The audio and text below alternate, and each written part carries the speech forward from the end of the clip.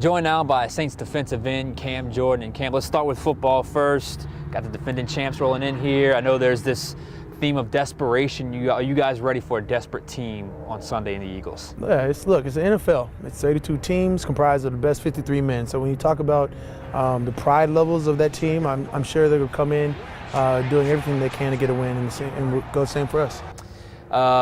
How are you guys feeling just inside the locker room? It feels like the mojo is really, I was just kind of standing there a little while ago and you're playing basketball in there, you're playing video games. This feels like it's really fun right now. Brought it back to the Lil Jon crime mob era.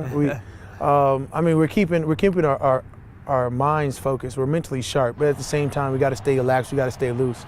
So when we enter this battle, we'll be ready for all 60 minutes. All right, let's get to know you a little bit. I know you've been around New Orleans for a long time, so we know a lot about you, but maybe there's a few things we don't know. So let's get into that. You grew up mostly in Arizona, and you went to Cal Berkeley. When you were getting recruited, what was the school that you had? Was Cal Berkeley always number one on your list, or how did you end up there? I could have possibly stayed in Arizona and went to U of A. I think, Oregon State was in the matter. I think I really wanted to go to Oregon and they didn't show up till late, so my pride level wouldn't let me go to, entertain Oregon.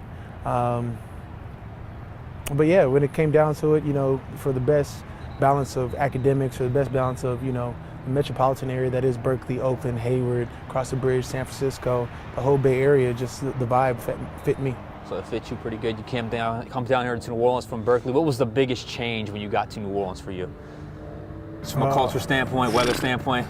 I'm just able, at least in Arizona, you're in Chandler, you're able to go to Gilbert, you're able to go to Iwatuki, you're able to go to Tempe, Mesa, Scottsdale, Paradise Valley. There's a lot of surrounding cities. Right. You come to New Orleans, you in New Orleans. That's it. When you talk about just how big you think the city is and then how small it really feels. And it gives you that small feel that it's one community.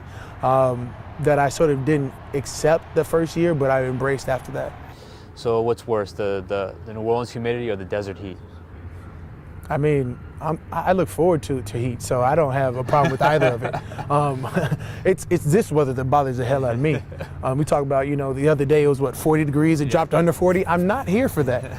I'm here for, warm, clear, sunny skies.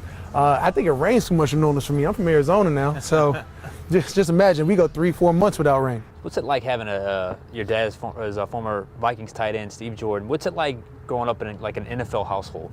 We didn't really grow up in an NFL household. My dad played, and my mom did a phenomenal job of saying, "Hey, Dad goes to work, and when he comes back from work, he's back from work." So it wasn't until, and then we moved when I was 6. So. Yeah. It wasn't like we stayed in an environment where he was still, a king, where he was still a football player, of a high caliber football player. We went back to Arizona, and my dad kept the job. He was an engineer, so he'd always just went to work, came back. The only difference was we didn't get to go to practices. So your dad transitioned from football player to engineer. Is that something you could see yourself doing? Or what would you transition to? He was an engineer. He went to Brown to become an engineer, played football that first year, then started interning as an engineer, and started working the off seasons every off season. Wow. Mind you, back then they weren't making nearly as much. They were making a fraction. I think he was making almost as much in his off season as he was in season. So there was motivation at some point. It came across. He was wondering to himself if he was going to continue playing football or just become a full-time engineer. I think it worked out for him. Yeah, I think he made the right choice. And clearly, he passed on the football gene to you. Where do you get your personality from? You kind of got this fun personality inside the locker room. You keep everybody loose, but I think you have a pretty good sense of when to turn on the serious kind of vibe. Where do you get your personality from? Combination of mom and pops. You just feel like I'm a byproduct of those two. Yeah. My mom keeps things fun, keeps things light.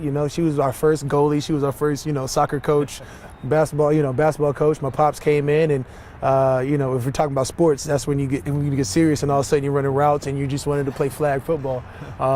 You're running drags, and next thing you know, you're playing basketball, and he's got you doing suicides. And I just want to run this layup, and next thing you're running 100 layups on your left side, 100 layups on your right side. I'm not sure. So it was just a fun combination between the two of them. But they were all single-minded focused on making us the best people we could be. All right, I've asked everyone that sat in that chair, what was your best sport outside of football that you played? I thought we were sharing a bench. Bench, what whatever. What chair you got? You said outside of? Outside of football, what was your best sport? I mean, I'm a state champion in the discus. So discus, okay. Yeah. So I had a couple partials out there, but why would you go partial when you can go full? So that didn't make sense. I don't know. I feel like I loved basketball up until high school when I sort of just became too heavy for it, big for it. I don't know what the word is, but I became too aggressive for football or for basketball. But that was my first love. So probably basketball. I just don't know if I could. I'm gonna need all 5 fouls. I'm out of there. All 5 fouls. That's like, when you go up against opposing offensive linemen, I'm sure a lineman get this all the time. Who is the toughest D lineman they've ever faced? Who is the toughest O lineman you've ever faced? Teron Armstead. Teron Armstead. Yeah. I mean, every day in practice, you see his work ethic. You see what he's able to do on the field. I don't think there's a more athletic tackle or a stronger tackle or a more well-balanced tackle than Teron Armstead. If I'd have to go second, I'd say Ryan Ramczyk. Keep it in-house. I love it. I mean, at this point, it's just factual. It really is. It really is the best tackle duo in the NFL. Okay, you have 65.5 career sacks. What is the number you want to get before you all said and done in your career? It'll be 100. 100? It'll be 100. It'll be beyond 100. I mean, technically, Ricky Jackson has 117 in building, right? Mm-hmm. You talk about Big Will Smith, 67.5. Yeah, I mean that'll catapult me into a realm of my own. So over 100, triple digits. Indeed. Got it. All right, last question. Isn't that the goal for every? That's absolutely. I mean, it's a difference when we came in playing the run defense, but I've made a point that I can rush the passer, and at this point, you're going to respect me for what I am. I'm an every down D end, a complete D end. You don't take many snaps off either. I look at the snap count every week. It's pretty high. They're mine. Look, I mean, the way I play, you grow up in high school playing both ways. Right. Then you go to college and you got all this excess energy because you're only playing one way. Right. I keep the same energy. I like it. Last question. What do you have to do to get the win Sunday?